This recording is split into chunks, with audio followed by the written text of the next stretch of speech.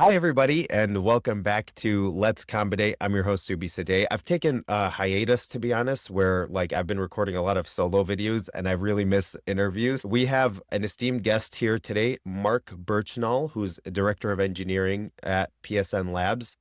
And what I want to talk to Mark about today, because he's an expert in mechanical modeling simulation, he's basically done that his whole career, is how do we reduce our test burden for combination products, medical devices, even pharmaceuticals? And what does that actually mean for the regulatory landscape that we're currently working in? And are some of the people who are speaking to the value of modeling talking about where it's currently at now in the regulatory landscape, or is it more like futuristic that they're talking about it? I'm hoping to learn a lot from Mark. Mark is also a professional engineer, which is uncommon in our industry. Mad respect for those of you who know what that is. So welcome, Mark.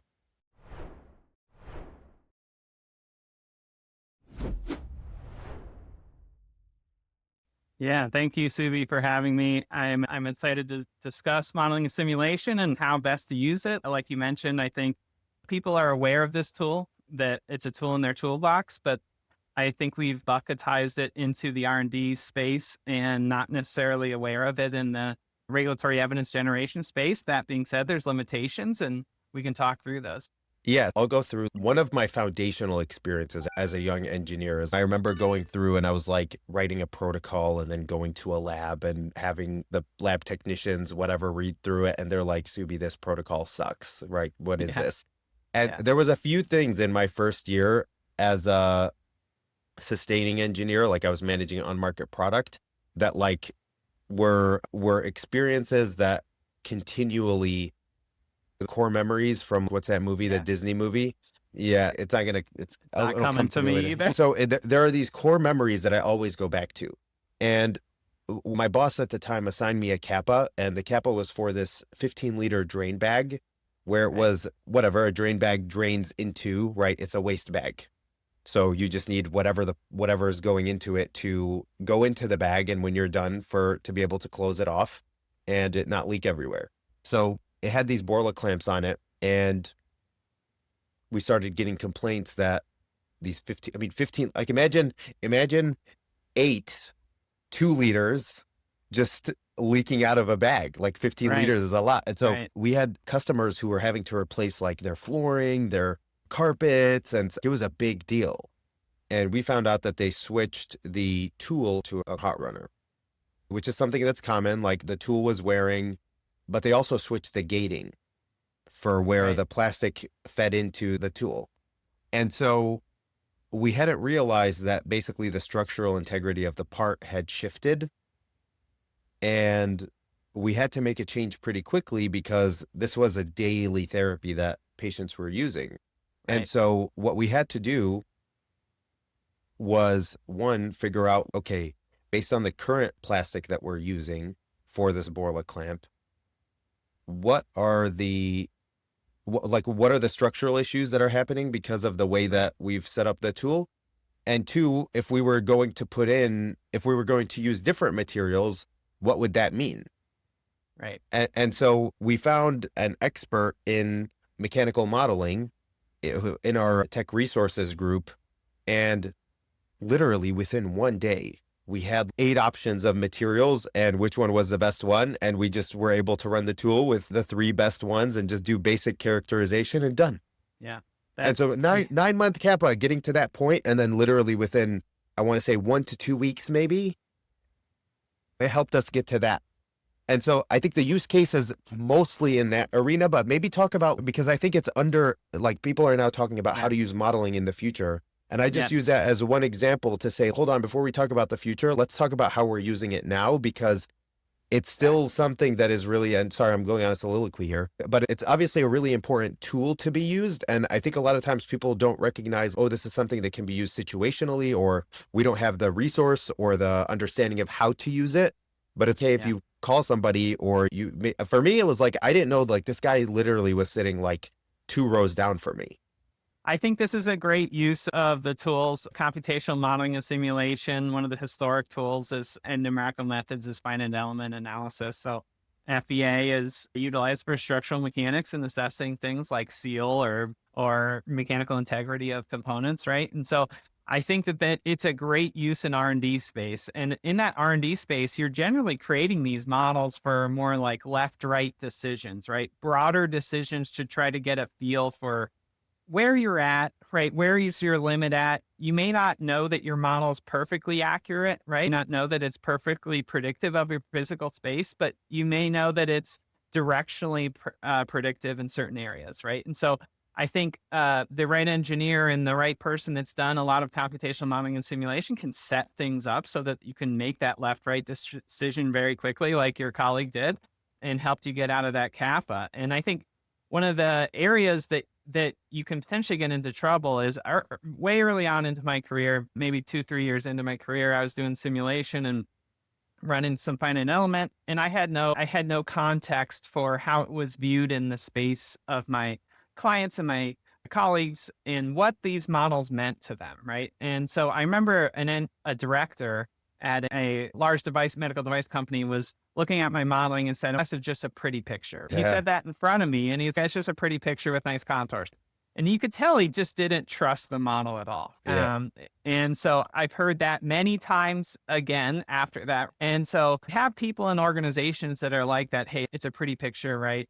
And then you have people that really understand the value. And I think the areas that we put in place now and some of the things that have been put in place are standards that allow you to attach credibility to these models so that they're not just pretty pictures anymore. Everyone's heard the garbage in, garbage out term where you're using good inputs to get good outputs, right, from these models.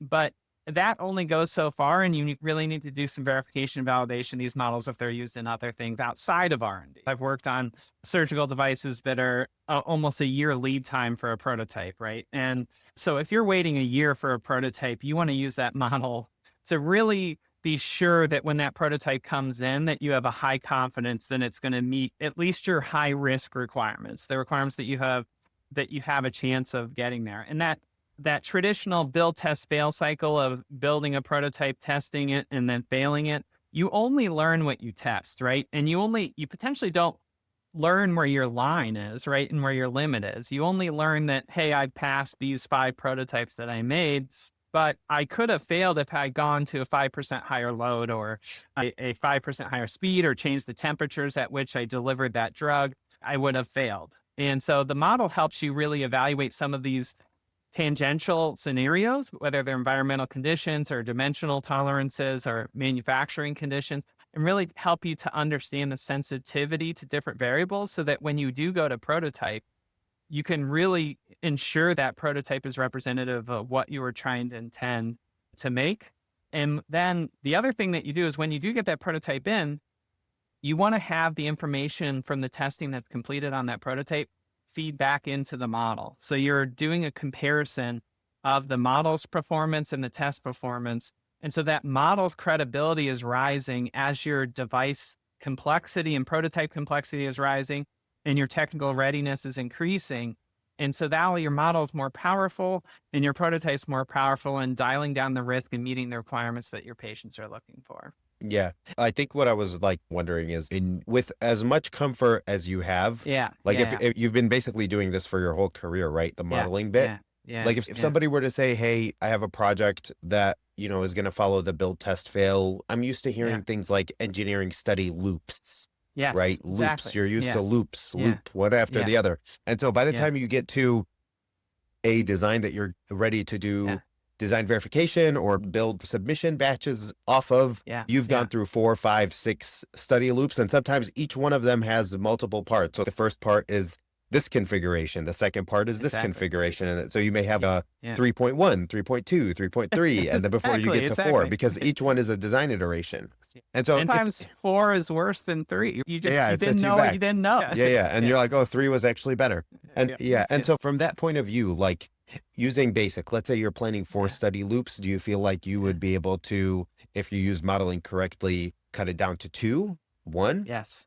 Yeah, no, I feel comfortable that you could get till 50% reduction in your prototype iterations. I think it's hard to have a direct comparison side by side 100%. ever, Yeah, right? yeah. Because you don't have that. But I think about things like I worked on an infusion pump a long time ago and worked through developing and increasing the reliability of that infusion pump. Some of these things that they were trying to accomplish with the reliability, you just couldn't do with testing. Like they would have never got there, right? They would have been prototyping and testing, but they couldn't introduce all the variables that went into the reliability of that device. And so introducing those variables in simulation oftentimes is just literally a change of a number, right? Or I can change a dimension, or I can change this, or I can input material properties from something that has been aged for 5 years sitting on the shelf, right? And try to understand that, right? And treat all of that as knowable without going through the process of when you have to do an accelerated aging study. Yes, you're still accelerating and you're still accelerating some of the material degradation, but even that can take time. That's months to look at a 5-year aging study, let alone a real-time aging study. Yeah. And like, I want to dive into, I think what I want to understand is when you're going through, what is the life cycle of a model? Because you talked Yeah, about perfect. like this idea of building a model. You talked about like this idea of using the data to support the model.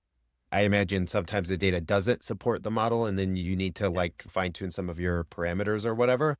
But as to a normie prole who doesn't know anything about modeling and is a huge skeptic, right? Because I would put myself in the camp of somebody who's nice picture. Maybe I'll print it and put yeah, it on the fridge, but am I going to use this product on my yeah, significant other or my yeah, children yeah, based on just modeling? No, I need to yeah. see it in testing, but that again is like that's my indoctrination, right? That Maybe more I than Yeah, I think it's an important point to bring up because I think industry as a whole in combination products is very conservative and risk averse, right? So you've seen it done a certain way. You want to keep seeing it done a certain way. And but like the way that you imagine a model is made is like some technical guy is just has his yeah, giant, desktop tower with yeah, 18 video cards, and he or she is just doing their modeling in their basement, right? And they're so exactly. far Yeah. removed from like the actual design, Yeah. the Yeah. actual patient, the design intent, the requirements, etc. I think you're exactly right. In the life cycle of the model, I think historically you're seeing that, right? You're seeing somebody that's locked away in their office. They're executing the model, right? They're running the model. They may never touch the parts, right? I've been a big advocate in my career in that modeling, you can't get there just by modeling, right? You can't get there just by going from, hey, I've got an idea for a device and some design. I can't use modeling to get me all the way across the finish line to submittal. And that first prototype that I make is what we're going to manufacture moving forward. I'm not an advocate for that. I don't believe it's possible right now. Maybe there's things in the future that would get us there, but I do believe, and that's why I think you have to, during that R&D phase, while you're designing a device or drug delivery device, you're increasing that rigor of your model, increasing the credibility of your model. You may not be putting constraints on that and doing the full verification and validation in it, but you need to be comparing back to your prototype and trying to understand, hey, why is my model wrong here? Was my model wrong, or am I making something different than my model than I said in my model, right? I might be making something different. Maybe I use a different material or a different processing condition. It helps us understand those things through those do loops and those build test fail cycles by explaining those differences, right? We should always try to understand what the differences are between the models because the model's physics based, right? It should represent reality. But as you get closer and you get further along in the credibility of that model, and you get closer to that verification testing stage and design verification testing, that model could potentially be utilized as evidence during the verification test. I like to compare modeling to your benchtop testing, right? They're different evidence generation techniques, right? But think about benchtop testing. When you first develop a test and you go and start testing and put it up on an Instron or something like that, right? And you're doing like break loose glide force or something like that, right? And you're doing something along those lines. The standard test, I tend to believe it, right? If it's a custom test, my guard's going to be up and I'm going to want you to do some gauge R&R, right? And some verification validation on that test method, right? And you're going to go through all those procedures so that you could use it for regulatory evidence generation. What we're talking about now with modeling is, hey, I've developed a model in the R&D space, those left-right decisions. Now I want to put the appropriate verification and validation around it so I could use it for evidence generation. And Before you double click on that, walk me through what are because you talked about garbage in, garbage out, and inputs and yeah, stuff. But could you walk me through what do you need to be able to generate a model? Do you need like a yeah, design? Do you need to know a list of components? Like yeah, for you to let's say you're being asked generate a model that actually like what do you I don't even know where to start. Do you need a yeah. prompt where yeah, so I in can help you. Yeah, yeah, go yeah. ahead. There's all kinds of inputs to a model, and it depends on the type of modeling, right? We're talking structural mechanics, which is most of what we've been talking, right? You're going to need a CAD file, right? You're going to need to understand what your design is, but you also need to understand what your loading condition is. Like, how is a user passing load through this, or how is the internal subassembly passing load through this? You also need to understand the material properties, maybe not just time zero material properties, but the material properties after it's been sterilized. Plastics change, right? The plastic properties change. You need to use those as good inputs. And there's a laundry list of other things you can do. But if you're looking at a computational fluid dynamics model for like drug delivery or something like that, right? And trying to understand delivery times, you're going to need to understand the viscosity of the drug, right? You're going to understand the geometry of the delivery system. All of that would go into using inputs into the model. And there's other modeling techniques and multi-physics and fluid structure interaction that can be utilized, but it depends on the complexity of the model, how much you need to put into it. So so you mentioned a couple of different types of models, like maybe Yeah. break it down Pareto principle. What are the main kinds of models that are currently used Yeah. as on the menu every day, like stuff that Yeah. you're doing all the time? I So would say the main things are finite element analysis for structural mechanics, what does that computational mean fluid dynamics. for people who don't know? Finite Yeah, element. so it's a numerical solver that we utilize to find a structural solution of a stiffness matrix for an outcome for a device function. It is something that you can utilize. If I think about the combination product world, right, you can utilize it for cap retention, right? You can look at it for distribution loading conditions, right? You can look at it for break loose glide force testing, right? You can do it for those types of things. Computational fluid dynamics is another numerical solver. And it's not one that I'm as familiar with. I'm a structural mechanics guy, but it is utilized for flow path simulation and understanding how fluids flow in certain scenarios. So there's uses of these applications, these numerical solvers, but they are physics-based solvers. So they are not statistical based. They are not AI and all those things. They are physics-based solvers that have solutions for them. And so those two are the ones that you see most common. They're primary numerical methods. There's obviously other numerical methods that can be utilized. And when you And say, most of, sorry, again, this is like layman baby stuff you're maybe good. for you, but You're good. when you say numerical solver, like what does that mean in Yeah. layman's terms? Yeah. So a numerical solver is utilizing solutions and equations and calculating those equations so that it gets to an endpoint. And the difference between a statistical based model and a machine learning model or something like that, and a numerical physics based model, is that these are closed form solutions that we can utilize.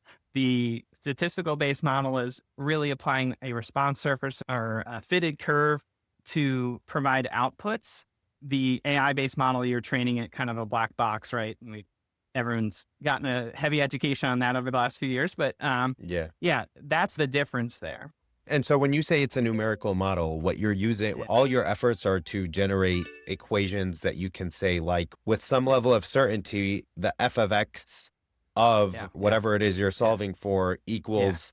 And so it ends up being like similar to a DOE exercise because you're introducing a bunch of variables, right? But like those Yeah. variables may be 0 times that variable where it doesn't have any impact on the overall equation.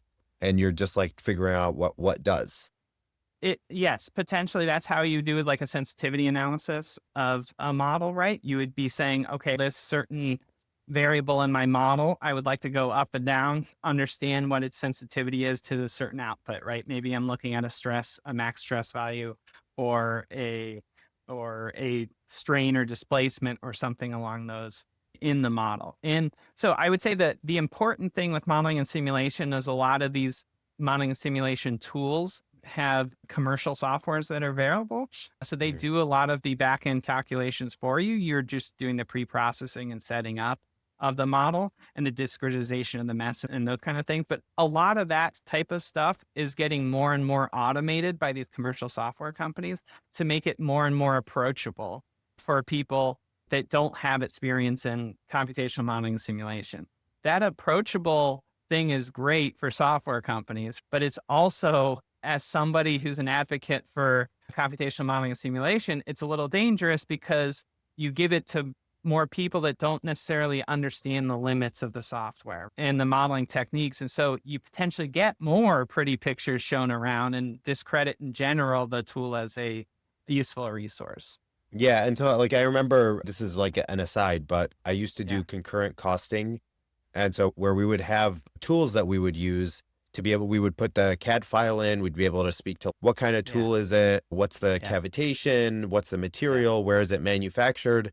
And with some level of detail, be able to say, okay, like the piece part should cost a quarter based on this batch size. Okay. Exactly. And then that was really useful to be able to go like to supply chain or procurement and say, hey, it's coming up a quarter. I don't know why they're charging us $1.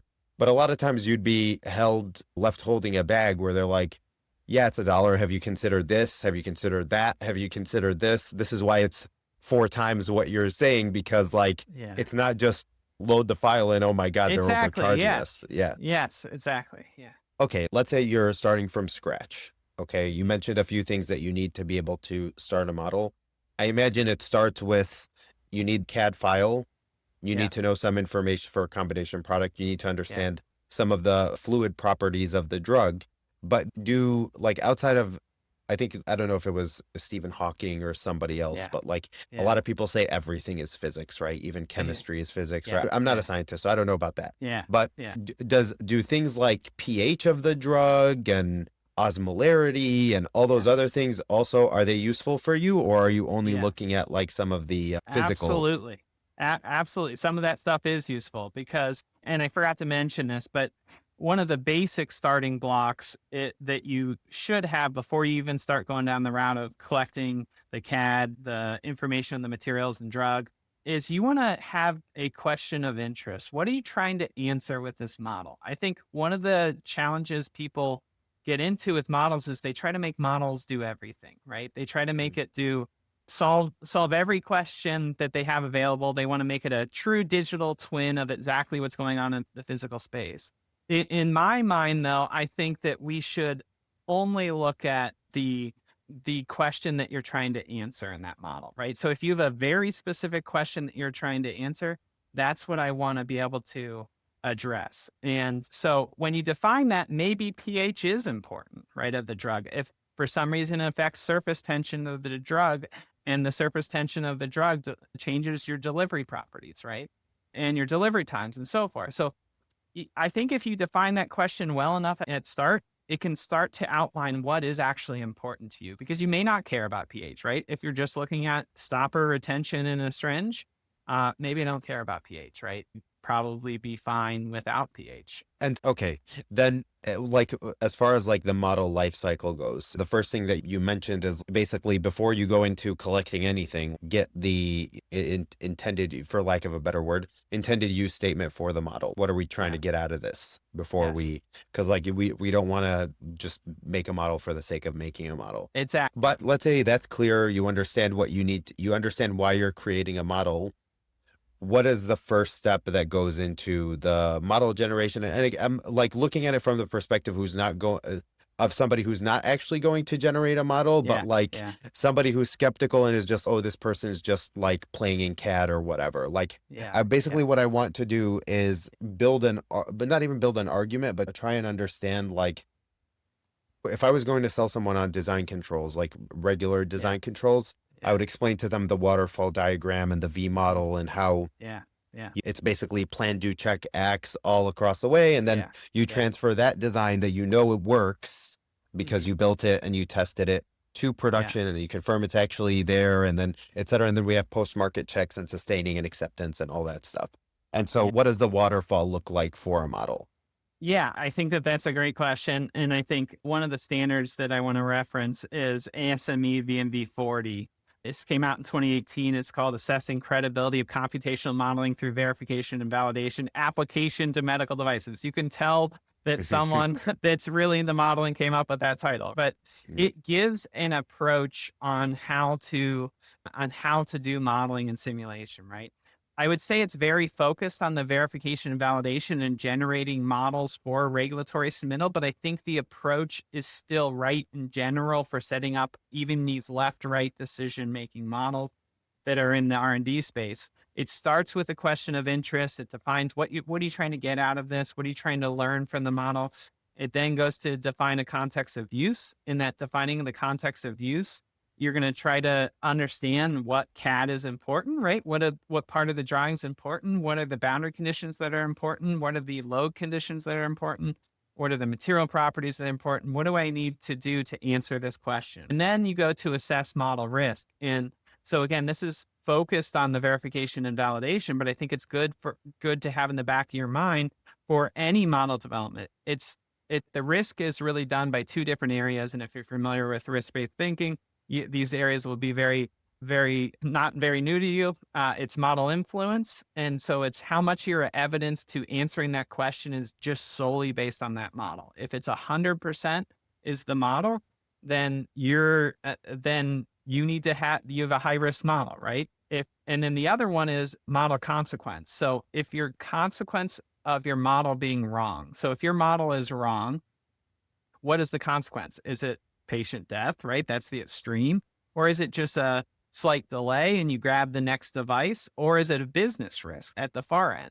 And so you use those two to really assess your risk. And then that allows you to put in the appropriate level of credibility assessment after that based off of your risk level. If it's a low risk model, you're only going to do some minimal things. Maybe have your peer check it or something like that, or make sure you're doing some small sensitivity analyses on just the highly sensitive inputs. If it's high risk, you're going to go through a lot and you're probably going to do a lot of physical testing to do some validation for those models. And so I'd like to take that approach, although it's meant for the verification and validation of models, I'd like to take that approach for all modeling, even in upfront R&D spaces. If you're trying to answer a low risk model in the upfront space, you only need basic inputs.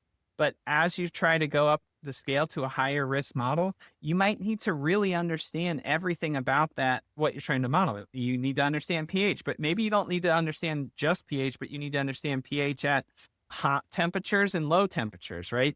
For a low risk model, you may have just needed to know it for room temp, right? And a relative comparison. Yeah. I'm looking at this V&V 40. And so I guess what we're talking is like, thank you for joining me on my journey as I started understanding this stuff. But so you talked about credibility, right? And this framework talks about establishing risk-informed credibility. And it all starts with a question of interest. So we covered the question of interest as like the table stakes to figuring out what you're trying to do. And then it moves into establishing a risk-informed credibility where you're trying to understand, based on risk, what are your credibility goals? And then you establish a plan and then you execute the plan. And then is the COU, what does that stand for? That's the context of use. So that's the context of your model and the limitations of your model, what bounds your model. Yeah. So basically you have your question, what are you trying to do with this model? Then you define the context of use. Then you figure out what the risk is to the point that you were just going through. Right. Then you establish, okay, what are your credibility goals? Then you plan and you execute, and then you move you assess the credibility and go back to the context of use. Maybe you expand it, maybe you narrow it down. Basically, what I understand is, okay, we can't say that the model is representative. Credible is the right word. Credible is the right word. Yeah. We can't say the model is credible for these three use cases, context of use. We can only say definitively that it's for these two. That's the other two we need to work more on. Is that how it works? That's how it works. Yeah, that's how it works. Or you could get to the end of it and say, hey, it's credible for the entire space that I was interested in. And that's a win, right? But I would treat those verification validation steps, the establishment of the credibility, as a parallel to a TMV, a test method validation, right? Think about it along those terms, and it's just that same level. Hey, you've done a risk assessment, you understand the risk of this model, you do a risk assessment of how credible and what you need from your benchtop test.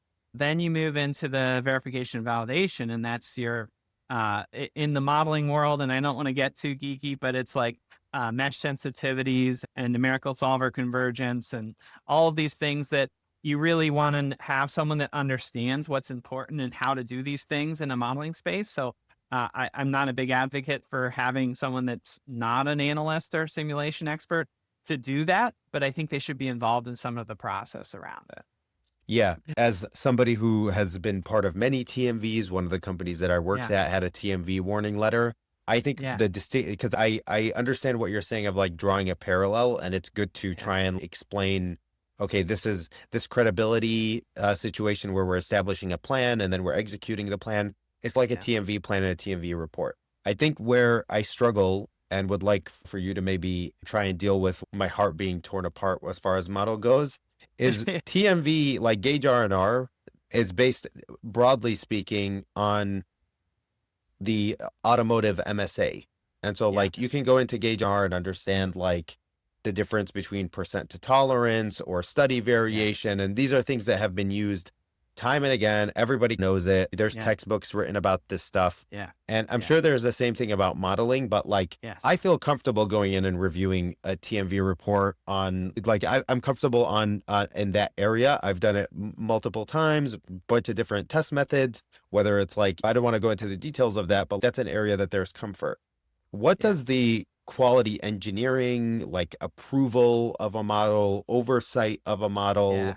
look like? Not to get into the hall monitory stuff or I sharpen number I two pencils, but that's the question I think everybody wants to know. it's the place to go. So I'd say one ASME V&V 40 was released in 2018, right? It's been around a while. The FDA provided guidance in 2023, very similar to V&V 40. And so the FDA's bought into it. CDRH and CEDAR have both published studies using the ASME V&V framework and how it's being utilized in the industry right now. Obviously, Really? there's not a lot of, so they've published data that's being submitted to them. And frankly, I think going back into 2022 and earlier, the FDA used to publish priorities for the FDA. It was like 2022 back to 2015. And I remember they always had computational modeling and simulation as one of their like 10 priorities, as establishing a framework and those things, because they see it as faster products to market, de-risk products, less patients, less animals used in clinical studies. So there's a lot of And regulatory. risk-based reviews. Yeah, exactly. So I think it's regulatory is encouraging it. Obviously, there's still, because it's newer, right? It's not as established as benchtop testing, that there is nuance to it, right? And I think your question going back to quality and how do you maintain it in companies, the key with ASME V&V 40 is it is a guideline. So it is on individual companies or individual firms to establish a process to complete this, right? So I recommend most companies, especially large companies that are going to utilize this type of stuff, they should have an internal regulatory grade modeling and simulation procedure, right? Just like you have a TMV procedure. I think it makes sense where you, like V&V 40 is not prescriptive on how you assign risk, right? It just says that you must assign risk based off of influence and consequence, right? And so everyone else has a different, your graduation of risk is different depending on the company. I know a lot of companies have aligned to certain risk-based thinking, but it could be company independent. And at PSN Labs, we have our own processes and procedures to do it, but I've seen client processes and procedures to do their own regulatory grade modeling simulation. So go ahead. Yeah, I was just gonna say that makes a lot of sense, to be honest. And I like the way that you're saying regulatory grade, because there's Yeah. always this distinction about if you're just doing benchtop testing to support like exploratory stuff, you obviously don't have to validate it because the Right. product isn't produced off a validated line. It may be based on a preliminary spec, notebook studies and all that. Yeah. But when the second that you start establishing acceptance criteria, saying that this is Exactly. how I'm satisfying the, like when you're talking about design verification, it doesn't actually say that you must test. It says that you need to Yes. generate objective evidence, right? That's what the Exactly. language is. And I've Yes. seen like design verification by analysis where like you may have comfort to say the user contacting areas shall not have sharp edges, as an example, like Right. basic one. Right. And they'll say the radius is greater than whatever, and there's no situation where this would be sharp, therefore, like design verification by analysis. When it gets to models, it becomes a little more complicated. And Exactly. I understand your point of it can't be up to the person who is maybe contracted out to generate a model because that's what they're tasked to do. Companies need to have their own review processes to be able to assess and accept the credibility. But what do those processes look like? And for me, one of the things that is really important and is baked into the device regulations quite a bit is assessing somebody's competence to be able to Yeah. do something like this. And Yes. who would you say, how would you demonstrate somebody's competence to be able to review like a computational model and say, yeah, it's credible or no, it's not? Yeah, I think it's education, right? I think education has to be key. These have to be people that are trained in structural mechanics or computational fluid dynamics. That would be key, at least for the setting up of the technical de-risking of the model. But I do see this like regulatory grade modeling simulation as it is more procedural, right? It is more procedural. And I think that it could be imparted in a standard quality department of, hey, did you follow this procedure? As long as that procedure is written correctly and you've defined your acceptance criteria right, your question of interest correctly, right? You've done your risk assessments, you've done it following the procedure, you've done your verification and validation, you're providing evidence of that. I think the quality review is that you did follow your process and your procedure on how to complete this. Whether the technical model is de-risked, that should be left to people that have a background in this space.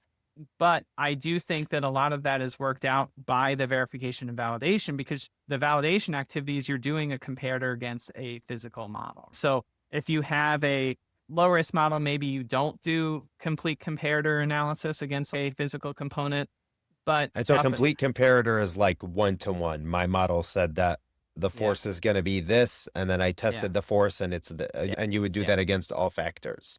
Yeah, you'd only do it about factors that were important, right? Factors that you've identified you're sensitive to, right? And I set those up ahead of time with that model. And I'm a big believer of not developing your model while you're doing the verification and validation of the model. That model should be developed. It's like design testing. Before. You should know that you're going to go into verification and validation and know that you're going to pass. Yeah, ideally. If you don't, you're wasting a lot of effort. You're creating and finding things during that time. Yeah. Yeah. I totally agree with you. Like on the whole, I've done like probably 5 episodes on my favorite definition of quality is conformance to requirements. So you set the Yeah. requirement. Did you have a plan? Did Yeah. you have a Yeah. report? Did you Yeah. document this? Did you document that? Yes. At Yes. the same time, Yeah. particularly when you're introducing new processes or particularly when you're introducing new tools, it's a chicken egg situation where you haven't flushed out whether or not your procedure is satisfying its intended use. So, like Yes. having somebody check, does a plan or does a report exist? And have they documented A, B, and C? Yeah. I think if you're talking about something like a test method transfer in the normal sense or test method validation in the normal sense, totally fair. Mm, Yeah. I think when you're introducing like V1.0 of a credibility assessment for models SOP, I would say like the person who's reviewing the quality of that should have either knowledge or support and help. That would be ideal. And I know how we do it inside of PSN is we have peer reviews on models from a technical standpoint and our quality manager reviews from a perspective of did we follow the process and procedure. Okay, so like you have a person who's from like the technical area who's doing a peer Yeah, review of this exactly. makes sense. Yeah. Okay. Yeah, and I think you said that I do think you need to have internal procedures at these larger companies, but outsource companies like PSN or whoever, if they have a procedure, I'm just thinking like startups, right? They don't have the time to develop these procedures. You can generally leverage those. I think most of the big companies probably have them at this point. If they don't, they're probably working on them, but you can leverage others' procedure as well. Yeah. I guess last question as we move to close. If in an ideal world, like the world is your Yeah. oyster, you're in a sponsor company and you're responsible for developing a product. What would the implementation of modeling look like? Yeah, the implementation of modeling, how I would use it is try to define how best a model could be utilized for your device, right? I don't think it's the be all end all answer for everything. Sometimes testing is the right answer. If you can create a prototype in a week, go and create that prototype, and it's inexpensive. It'll probably take you longer to set up the model and do those things, right? So I'm not a big believer in it's a panacea for everything, right? I'm a big believer it's a tool in your toolbox, and identify areas where it can save you cost, it can save you time, it can save you on prototyping, it can save you on risk of your device. And those are the areas that I would focus on and see if it's right for you. If it's not right for you for that application, great. We can look at it in the next one, but treat it as a tool in your toolbox that you can utilize in the future. Like in my head, as somebody who's been part of like a bunch of different Yeah. product development projects, like the things that are really showstoppers, it's a handful of requirements, right? Yeah. That usually will really set you back, that you can't work around, that would lead Yeah. you to, I need a new supplier, I need a brand new design from scratch. It's the either high risk or high probability, right? High probability, Yeah. low risk. So That's right.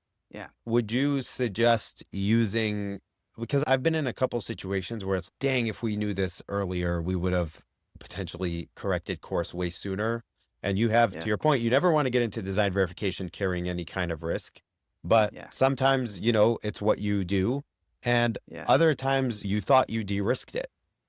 And a consideration that you didn't think was a consideration comes up as the biggest consideration. Yeah. So, Yeah.